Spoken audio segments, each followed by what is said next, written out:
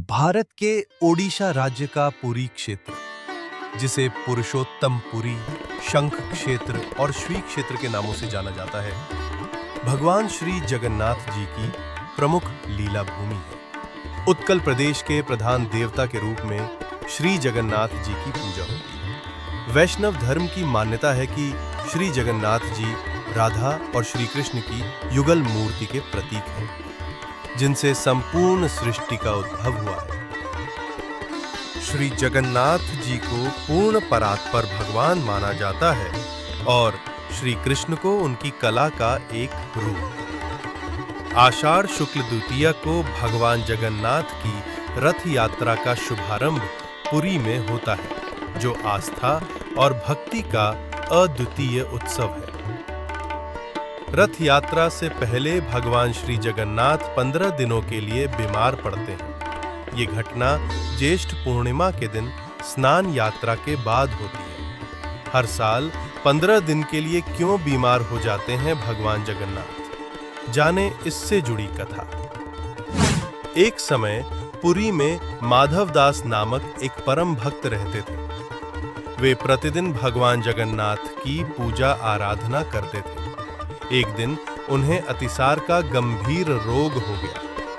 इतनी कमजोरी हो गई कि चलना फिरना भी मुश्किल हो गया। फिर भी उन्होंने किसी से सहायता नहीं ली और यथाशक्ति स्वयं सेवा करते रहे। जब माधवदास बिल्कुल अशक्त हो गए, तब स्वयं भगवान जगन्नाथ एक सामान्य सेवक के रूप में उनके घर आए और उनकी सेवा करने लगे।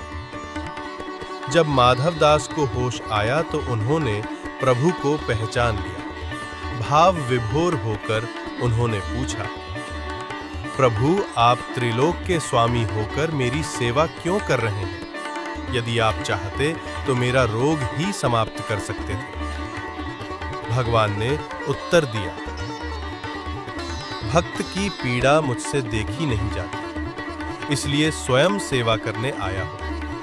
परंतु हर व्यक्ति को अपना प्रारब्ध भोगना ही पड़ता है। तुम्हारे प्रारब्ध में जो 15 दिन का रोग शेष है, वो मैं अपने ऊपर ले रहा हूं।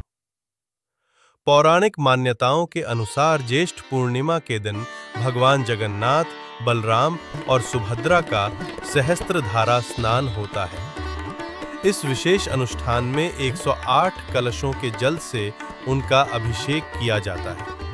इस स्नान के बाद ऐसा माना जाता है कि भगवान जगन्नाथ और उनके भाई बहन को तेज बुखार हो जाता है, जिससे वे अस्वस्थ हो जाते हैं। इसी घटना के बाद से ये परंपरा बनी कि भगवान जगन्नाथ हर वर्ष स्नान पूर्णिमा के बाद बीमार हो जाते हैं और अनवसर काल में विश्राम करते हैं। यही कारण है कि हर साल आषाढ़ शुक्ल द्वितीया को जब भगवान स्वस्थ होते हैं, तब अपने भक्तों के बीच रथ यात्रा पर निकलते हैं। भगवान जगन्नाथ की भव्य रथ यात्रा का हिंदू धर्म में विशेष महत्व है। इस दौरान भगवान श्री कृष्ण के अवतार माने जाने वाले प्रभु जगन्नाथ भाई बलभद्र और बहन सुभद्रा के साथ रथ यात्रा पर निकलते हैं। यात्रा के दौरान भगवान जगन्नाथ नगर भ्रमण करते हैं और भक्तों को अपने दिव्य दर्शन देते हैं। सैकड़ों लोग पुरी की सड़कों पर भगवान के रथ को खींचने के लिए आतुर रहते हैं। मान्यता है, रथ यात्रा एक फलदायी धार्मिक आयोजन है, जिसमें शामिल होने से व्यक्ति की सारी मनोकामना पूरी हो जाती है।